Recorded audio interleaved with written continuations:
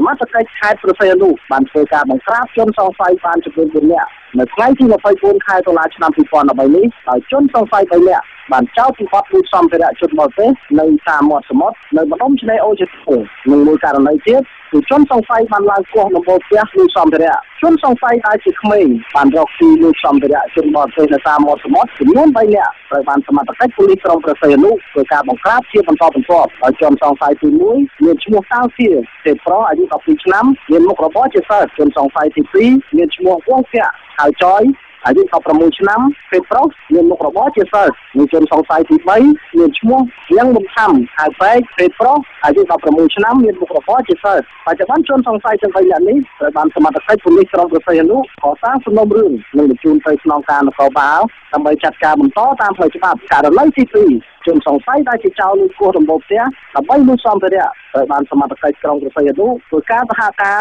គ្នាបង្ក្រាបបានភ្លាមៗក្រោយពេលដែលជនសង្ស័យបានធ្វើសកម្មភាពលួចគោះដំបូលផ្ទះលួចសម្ភារៈក្នុងរយៈពេលប្រហែល1ម៉ោងក្រោយមកហេតុការណ៍បង្ក្រាបចោរដែលលួចគោះដំបូលផ្ទះនេះគឺធ្វើឲ្យមានការភ្ញាក់ផ្អើលឆោឡោនិងមានមនុស្សជាច្រើនរយនាក់ចោលមនុស្សលើសកម្មភាពសមត្ថកិច្ចធ្វើការបង្ក្រាបជនសង្ស័យសមត្ថកិច្ចបានបញ្ជូនជនសង្ស័យភ្លាមទៅកាន់ស្នងការនគរបាលខេត្តព្រះសីហនុដើម្បីអនុវត្តបន្តតាមផ្លូវច្បាប់ជនសង្ស័យមានឈ្មោះថាលីជីវ័នពេលប្រុសអាយុ19ឆ្នាំរស់នៅភូមិ1សង្កាត់3ក្រុងព្រះសីហនុខេត្តព្រះសីហនុមានមុខរបរមិនពិតប្រាកដជនសង្ស័យត្រូវបានគេស្គាល់ថាជាមនុស្សដែលទើបនឹងចេញពីពន្ធនាគារផងដែរបច្ចុប្បន្នសមត្ថកិច្ចកំពុងកសាងសំណុំរឿងដើម្បីបញ្ជូនជនសង្ស័យទាំងអស់ទៅកាន់សាលាដំបងខេត្តព្រះសីហនុដើម្បីចាត់ការបន្តតាមផ្លូវច្បាប់និងបទសុផាតអប្សរាណេត